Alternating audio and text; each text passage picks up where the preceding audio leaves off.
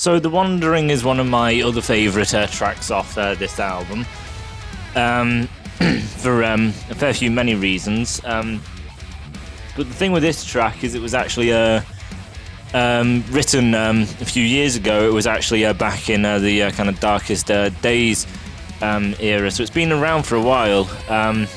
The song The Wandering was kind of came about just as Darkest Days was releasing. So it's kind of been like festering since then. And this could be reasons for why I think this track is so good. Obviously, the fact that it was kind of conceived around the release of Darkest Days. And then obviously it's been a few years, so they could have been tweaking it since then, reimagining it. And then when it came to the studio, obviously all getting together and then changing it even further. So there's all of these reasons that could be to why I think it's well thought out.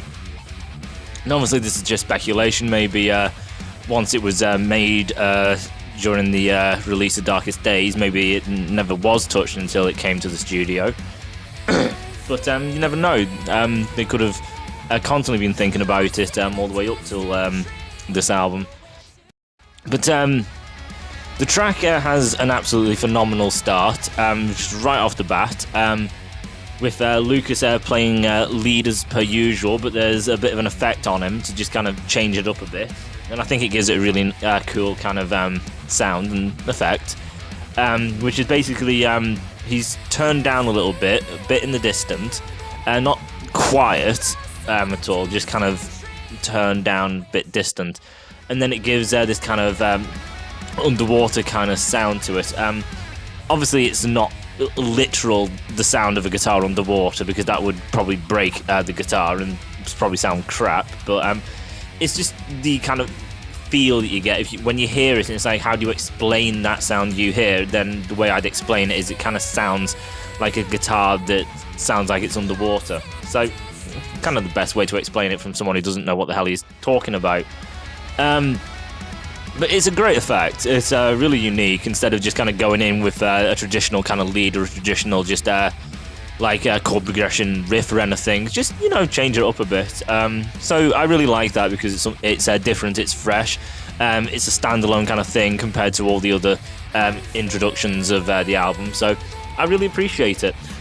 And then obviously the effect turns off. Lucas kind of comes all the way up into the kind of forefront and everything, doing the lead. It's got a great melody to it, very musical and everything, which again I really like, because melodies are way easier to connect than something super fast and super ferocious. A good strong melody is something you can really kind of get into and everything, which is a great thing about Solarus, the fact that they always have such strong melodies to start off with Lucas doing some great guitar work as well, so it's just even that more appealing.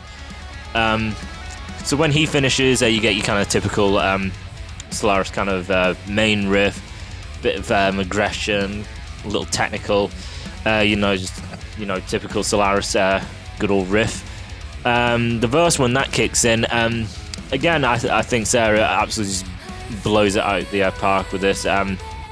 Sarah definitely is one of the great demon factors of this album. She's just so phenomenal.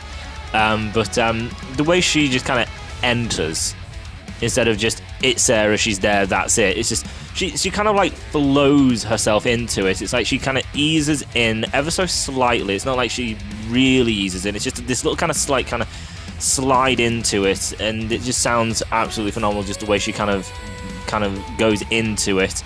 And then she kind of comes bit more on the attack with her vocal delivery, a bit more standard, and then again later in the verse she changes up the vocal melody again. So it's great, just the fact that there is so much variation to her voice instead of it just being this kind of one set thing and that is it all the way till the chorus. Just the fact that she has this cool way she kind of flows her vocals into the kind of verse.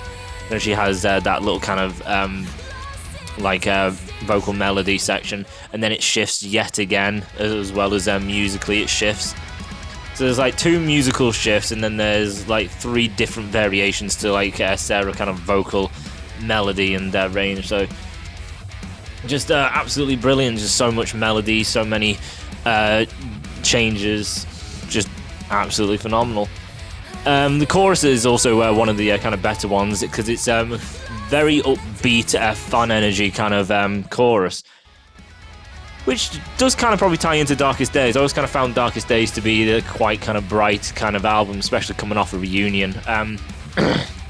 So I could kind of see that kind of being, excuse me, coming off of Darkest Days, because it's just kind of got that energy, that brightness to it, which I really, really like. So it's just really catchy. It's just memorable. It's fun. Probably is the most energetic, fun chorus of the entire album. Definitely. It's not like the Keeper. Again, Keeper is got some other kind of chorus, which is, you know, symphonic, massive epic.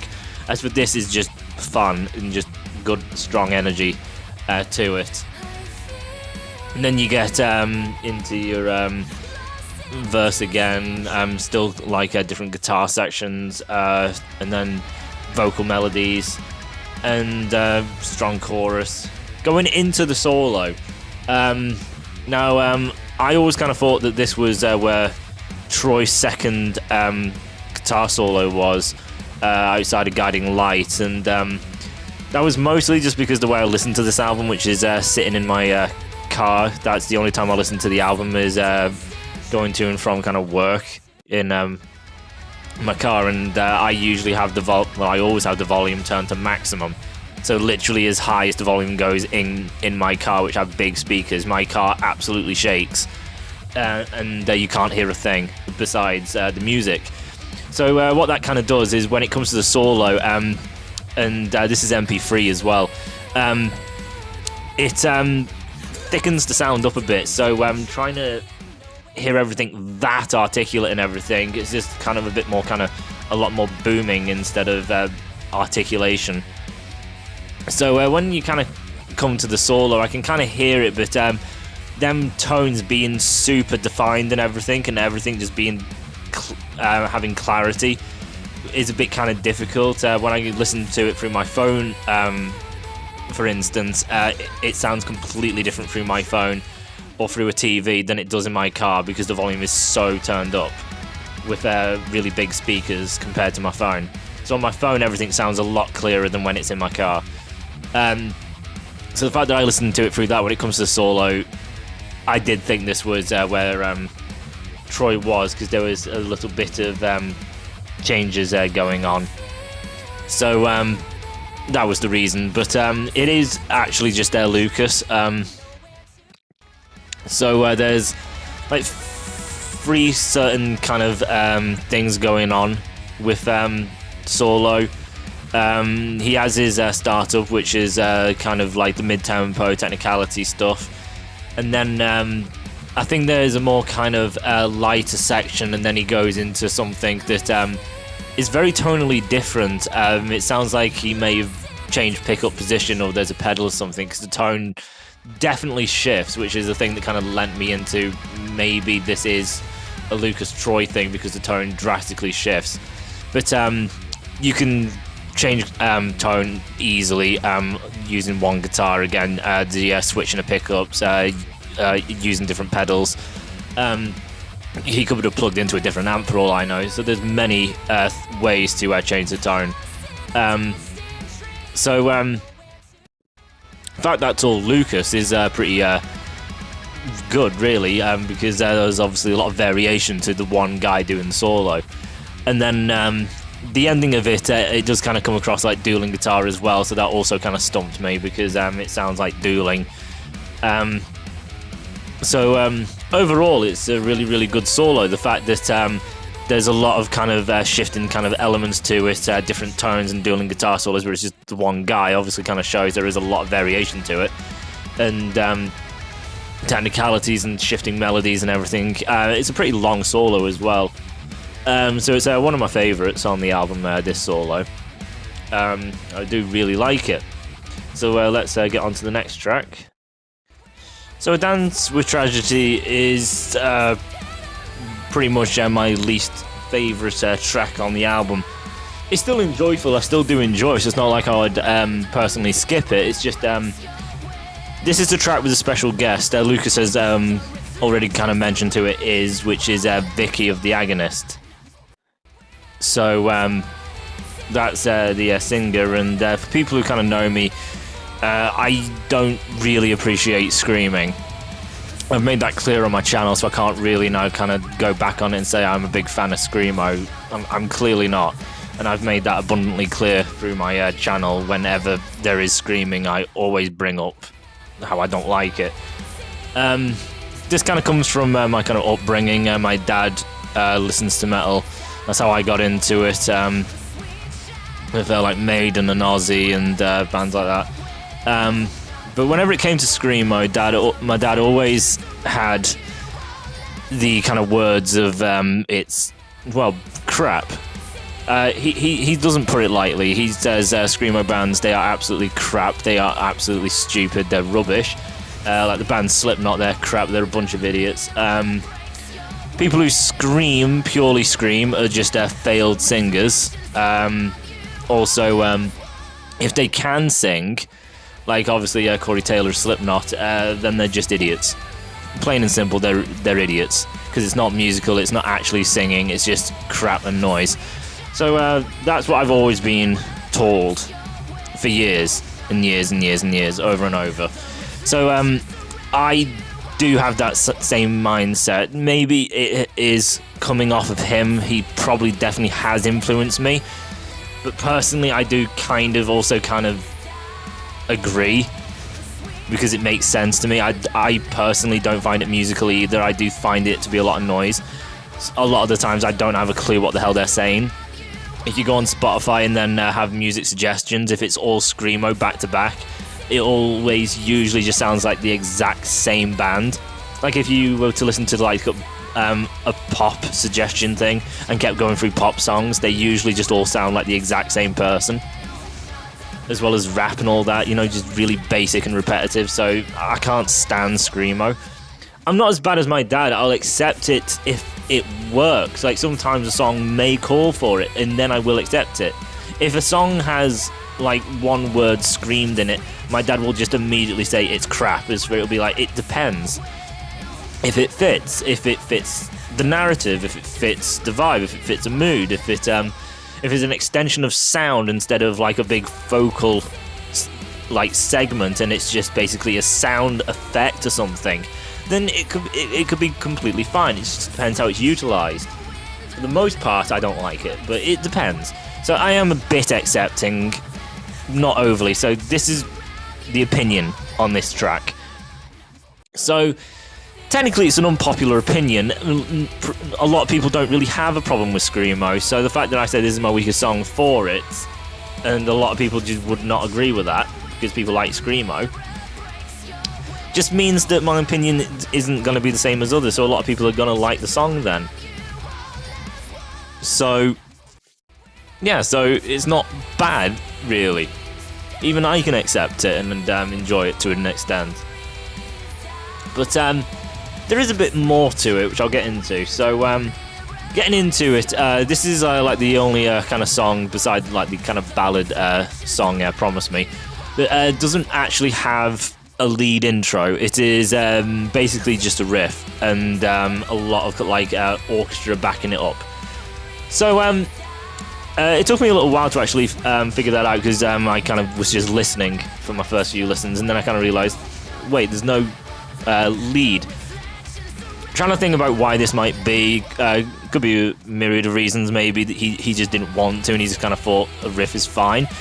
Or maybe there is a purpose to it. Like it could be the fact that there are going to be kind of screams in this, and then the kind of vibe and everything of this track is going to be kind of different to the rest of the album, which is like, you know, the symphonic musical kind of thing, and this is going to be a lot more kind of aggressive and fast. Maybe he just thought having this musical melody of an intro and then kind of go into this verse, which is going to have screams and a bit of like more aggression in it, it may be a very like bad kind of contrast. So maybe he just thought it, you know, flow a bit better if it just didn't have the lead, and maybe it would fit. Which, you know, is perfectly fine. Like that makes sense. I do miss the lead.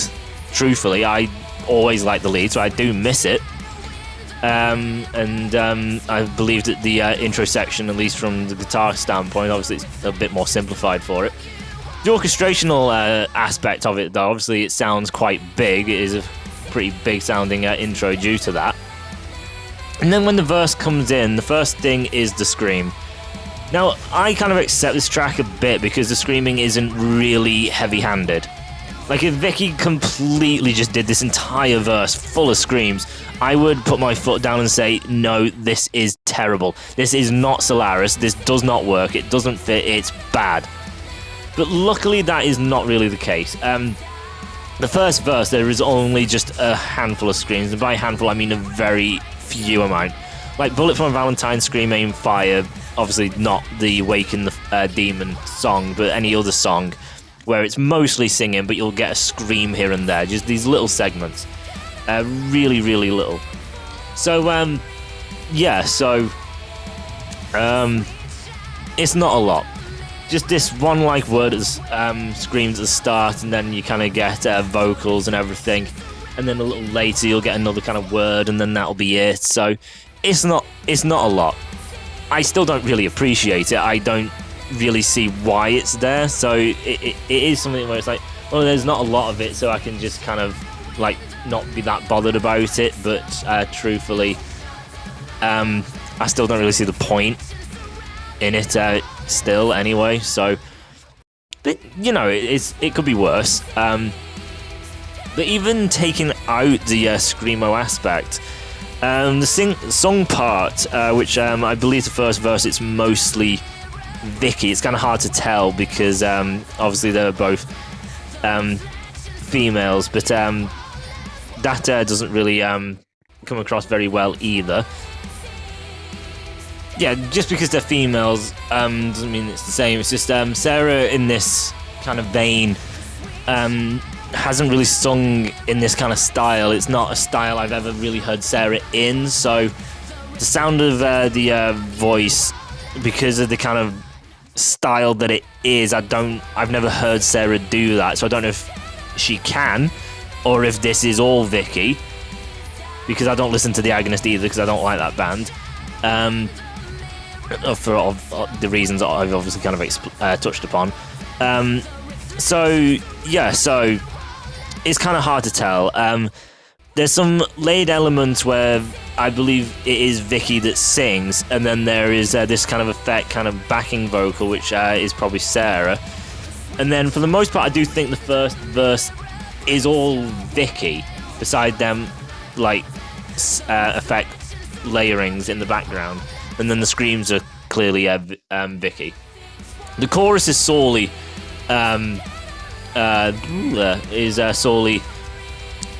Sarah, so she does all of that herself, and it's a fine chorus. I don't think it's one of the best. It's not like The Keeper or The Wandering.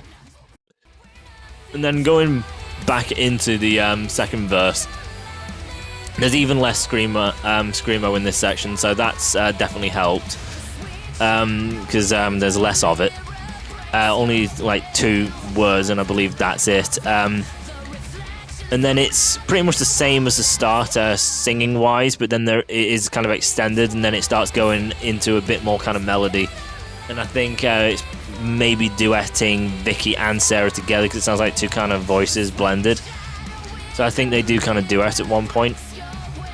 So this is better, because as I say, if you take the screamo out, do I think the song still stands on its own? I still don't think so, because of the kind of way the song flows. Like, it didn't have the musical intro. Not that every song needs one, but even going into the verse, it's just the fact that it goes at a quite fast tempo. It just seems fast to me. Like, it's really assertive. It's quick. It seems fast. It seems kind of aggressive. As for with the tracks like Keeper and The Wandering, the reasons I like that is obviously because Sarah has so much vocal melody, and here it is not what I'd call vocal melody. It is a melody of sorts, but it's just a very quick one. It's not like a really pleasant melody, put it that way. It's a very fast, bombastic kind of tempo, melody in loose terms.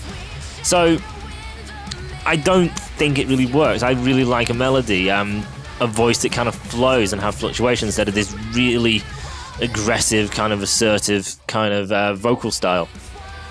So this second verse, the fact that the screamer's been took out, I do think kind of helps. And then the second aspect where the two singers, I think, come together a bit stronger. And it kind of opens up a bit so it can breathe, because it's the thing with the first two kind of verses. I just don't think it really breathes that much. I think kind of helps. And then the solo, this is truthfully where Troy's other guitar solo is. Listening to it through my phone, I could easily kind of catch where Lucas kind of comes out and then Troy comes in, because you can hit the layering as one goes and then one comes in. A lot easier hearing that through my phone than through a car turned up to max volume, which is my mistake. It's just the way I listen to it, because I have to listen to everything absolutely pounding loud, which has badly affected it. But again, it's my fault. But another great solo. It is a really good solo for it. Lucas having his kind of tone and kind of vibe and everything. Troy having a completely different one. Through my phone, at least, you could definitely hear the kind of coming in, coming out. And then when Troy comes in, it is quite similar to Lucas's, unlike Guiding Lights. But I do still like it. The tone is pretty different, and not night and day different, but still really, really good.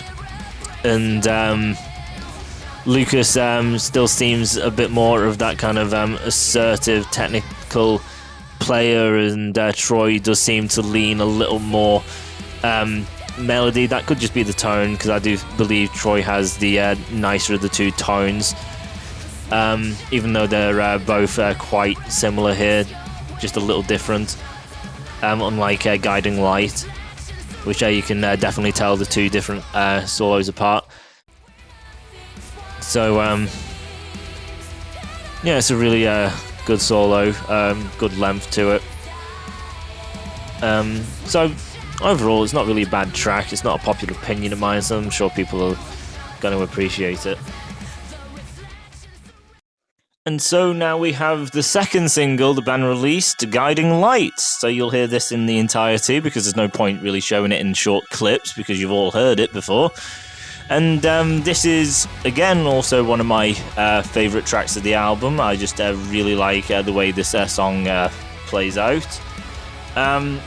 So you've heard it before, but let's kind of break it down with the things I kind of like. So immediately off the gate, the band doing something different to how it's introduced to the rest of the album, which is something they kind of touched on in Darkest Days, at least I think they did, which is that kind of like twinkly kind of effect, the Solaris twinkles, as I like to now call it, the good old famous Solaris twinklies. Kind of like that, because in metal you don't really get metal which has that sound. Like, can you really imagine Slipknot having that twinkly kind of sound? It would sound absolutely ridiculous, mostly because Slipknot aren't a musical band. Yeah, I hate Slipknot as well. So yeah, I really kind of like that.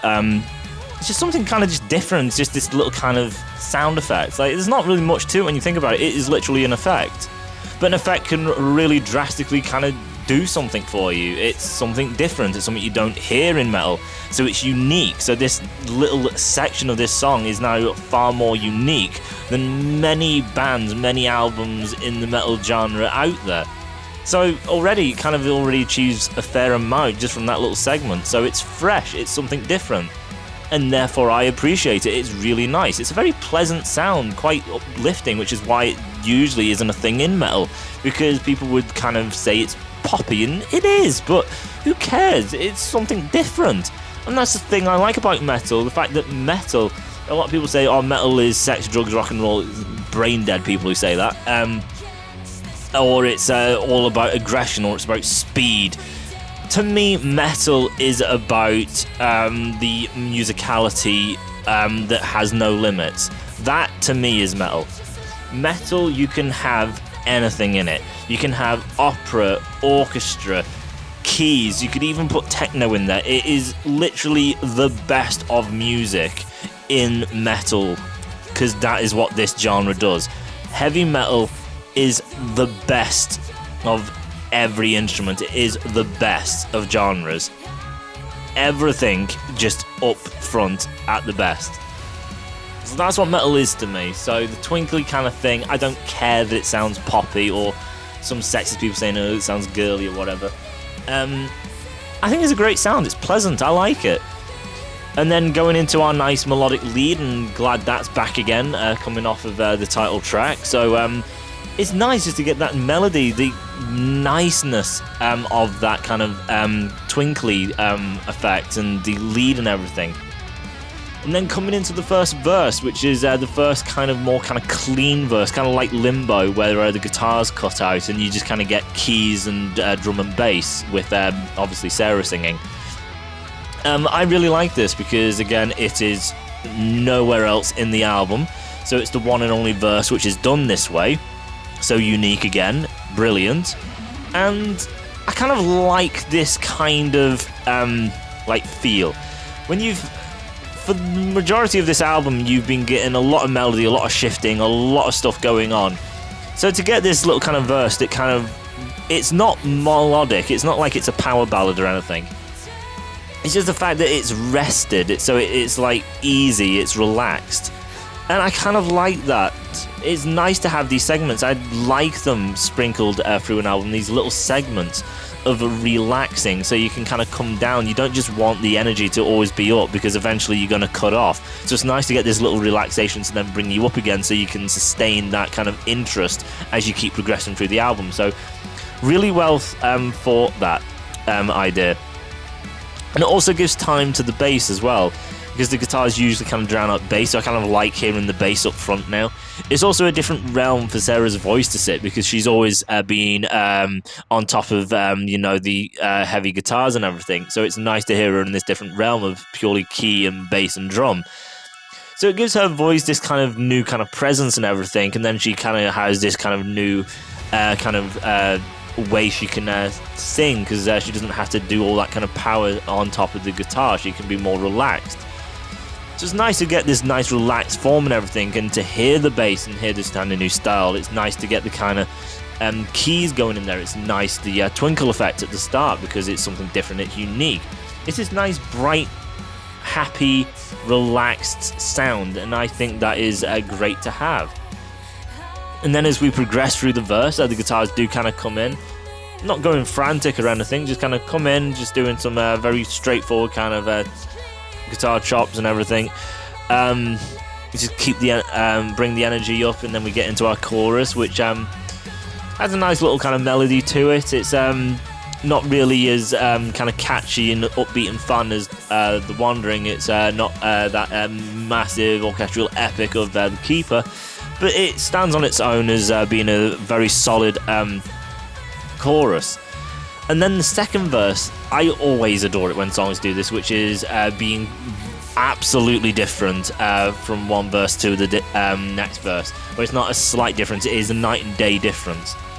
We have constantly been getting this bright, poppy, fun, relaxed kind of sound, very pleasant, and then our second verse, the guitars go so guttural and heavy. I don't know if they're playing in drop tuning, because it's just such a thick sound. They're doing some like bends or something, which I'm sure to kind of mix that might have been a bit kind of tricky, just the fact that it's so thick and then getting them kind of bends and everything in. Really, really, really like it. I think they're doing bends anyway. It sounds like they are. I'm not really well versed. I just kind of hear things, and I think I kind of know what I'm talking about. And I watch videos, and my dad plays guitar, and he kind of talks guitar if I want to hear it or not. So he could talk to me for hours, and I just have to stand there and listen. So I know things from that. So I do think it's kind of bends. I think it might be drop tuning, just because it's such a thick sound. So, as I say, from that first verse going to something that thick, and then having that kind of demonic kind of bend and everything, in that thick sound, just gives it this really kind of thick, creepy kind of sound. And then Sarah obviously shifting her vocal style here, because she can't sing the way she did in the first verse on this, because she'd sound absolutely ridiculous. It would be quite funny, to be honest, to hear that. But yeah, so she has to start singing, still angelic, but the kind of mood is shifted. Her mood is a lot more kind of dark and menacing. She's not bright or cheerful in this section. She has to mix the mood of the voice with the mood of what the instruments are doing, which is that very thick, aggressive kind of sound. She does bring it up to kind of high kind of notes, which I kind of appreciate, instead of just kind of sticking to the one kind of style. Having that kind of fluctuation to her voice really does kind of help keep people kind of invested and kind of listening. Because you just kind of keep having this massive long kind of section where it's just all exactly the same, your mind can kind of fade out. But if you constantly have these fluctuations and everything, it kind of keeps kind of sparking an interest when you kind of do that. And this is kind of how the brain works. So big appreciation for that, really enjoyed that. And then we get into our solo, which, as you all know, is both guitarists. So we get Lucas starting the first section, and we get Troy taking the second section. And I have explained it because I did do an initial impression review kind of thing of these things previously. I do kind of prefer Troy, for reasons I've even said in this video already. I do prefer Troy because I just feel that his tone's better. I just prefer the lighter, brighter tone. And the second solo is that. It is a far superior tone, in my opinion. Lucas kind of plays more kind of straightforward. It is the kind of mid-tempo, bit of technicality stuff going on. But when Troy takes over, Troy takes it more musical. That's where I like to be. I like something more kind of with more melody, more musical. I like the nicer tone and everything, the richer tones that Troy's secondary solo kind of brings. So definitely prefer the second solo. But nevertheless, I do like the two because I like the contrasts. If it was all just that kind of tone and style of Troy, it would become a bit kind of, a bit repetitive. So I like getting kind of Troy style as well as Lucas, even though I do vibe more with Troy solo. I do appreciate the kind of different contrast of what Lucas brings, the mid-tempo, a bit more kind of aggression. Kind of like Alter Bridge, one of my kind of favourite bands. Miles Kennedy is a blues enthusiast. He's been trained blues jazz style. That is his influence. And Mark Tremonti is more of the kind of metalhead aggressive riffs. So when them two do a solo, that is gold, because Miles does the bluesy kind of jazz style and Mark does the more ferocious style, but also has the kind of metal melodies interwoven in it as well.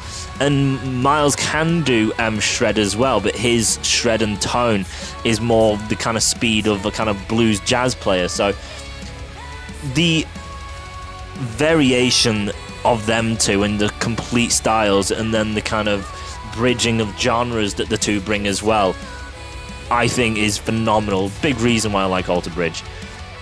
So I don't think it's as big with Solarus, with Lucas and Troy. They're both kind of metalheads. It's not like one's more of a blues player, but it is kind of there. The tone is different, and Troy does seem to play more with melody, as for Lucas seems to kind of like his kind of rhythms and tempo staying up, and then putting kind of like technical spin in sections. That's kind of Lucas. He likes to keep that kind of tempo up going, and then do the technicality. As for Troy, kind of likes doing the kind of technicality mixed with melody. So solid solo, one of the best solos for it. So going forward, because I believe this is it for Troy's contribution on the album now. I hope the next album he definitely comes and does more. I think they could really tap into something interesting if they have the two going. But that'll do it for this video, because it's getting long again. And I'll see you in the next final video, part 3.